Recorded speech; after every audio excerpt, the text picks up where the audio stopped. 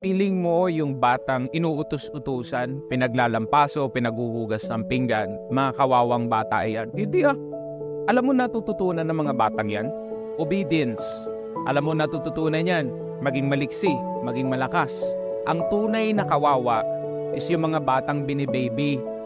Kasi yung batang binaby, mga lampa.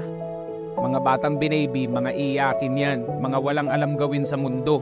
Paglabas niyan sa puder ng kanilang magulang, sasabihin ko sa ito yung mga batang to, mga batugan, tignan mo.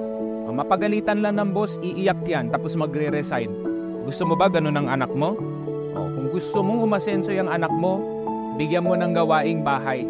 Matinding pundasyon yan para makatikim ng tunay na buhay yung batang yan. Mamili ka, malakas na bata or mahina. O ikaw, kapwa magulang ko, ikaw ang pipili niyan. Babyhin mo, lampay ang anak mo. Turuan mo ng tunay na buhay, aasenso yan.